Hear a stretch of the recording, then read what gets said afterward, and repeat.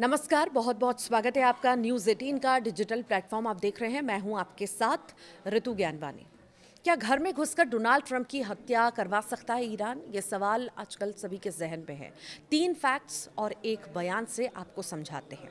तो Donald Trump ने पहली बार अपनी हत्या की कोशिशों पर खुलकर अब बयान दिया है। अमेरिकी राष्ट्रपति ने कहा है कि मुझे अगर मारा जाता है तो पूरा ईरान तबाह हो जाएगा। इधर अमेरिका के पूर्व अटॉर्नी जनरल ने खुलासा किया है कि 2024 में ट्रंप को ईरान ने ही मारने की कोशिश की थी। ईरान से हत्या की धमकी मिलने के 5 दिन बाद अमेरिकी राष्ट्रपति डोनाल्ड ट्रंप ने बयान दिया है।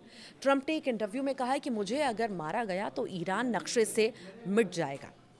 मैंने इसको लेकर अपने अधिकारियों को आदेश दे दिए हैं। मैं जानता हूं कि ईरान मेरी हत्या करना चाहता है। दरअसल 16 जनवरी को ईरान के सरकारी टीवी ने ट्रंप को हत्या की धमकी दी। सरकारी टीवी ने लिखा, इस बार गोली चूकने वाली नहीं है। सरकारी टीवी ने इसके साथ डोनाल्ड ट्रंप को लेकर एक फुटेज भी जारी किया था। ये फुटेज साल 2024 का था, जिसमें चुनाव प्रचार के दौरान ट्रंप पर हमला किया गया था। ईरान की धमकी और अमेरिकी राष्ट्रपति के बयान के बीच सवाल उठ रहा है कि क्या तेहरान डोनाल्ड ट्रंप की हत्या करवा सकता है? ट्रंप की हत्या करने में ईरान क्या सक्षम है? ये सवाल उठते हैं।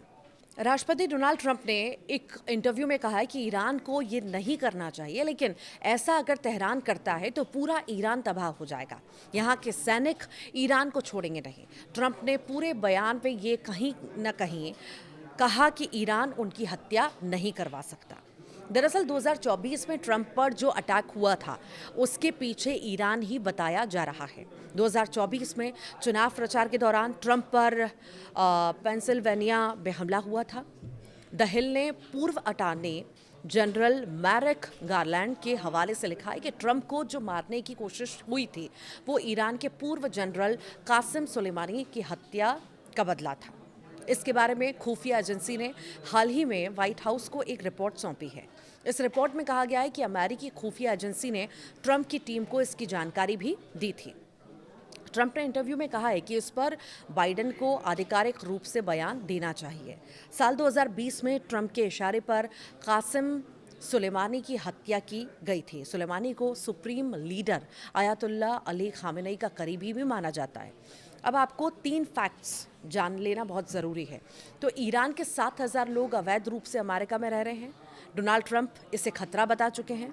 ट्रंप के मुताबिक ये सभी जो बिडेन की सरकार की असफलता की वजह से अमेरिका आए थे, ट्रंप अब इन लोगों को खदेड़ने में लगे हैं। दूसरा क्या है, 2024 में ट्रंप पर थॉमस मैथ्यू क्रुक्स ने गोली चलाई थी। बाद में उसे मार दिया गया, लेकिन अमेरिकी एजेंसी को उसके पास से कोई सबूत नहीं मिले।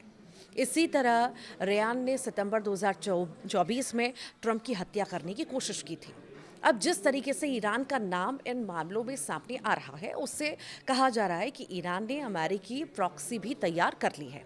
तीसरा क्या है, 1963 में अमेरिका के राष्ट्रपति जॉन एफ कैनेडी की गोली मारकर हत्या कर दी गई थी। उस वक्त कैनेडी को भी ट्रंप इतनी ही सुरक्षा मिल रही थी। कैनेडी की हत्या किसने करवाई, इसका खुलासा अब तक नहीं हो पाया।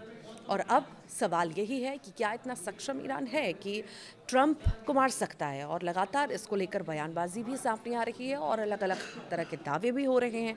हालांकि चेतावनी भी ट्रंप लगातार जारी कर रहे हैं कि अगर ऐसा होता है तो पूरी तरह से सब कुछ खत्म कर दिया जाएगा, कुछ भी बचेगा नहीं अगर उन पर हमला होता है या उन्हें मारने की कोशिश होती है। तो आप क्या सोचते हैं, ज़रूर बताइएगा।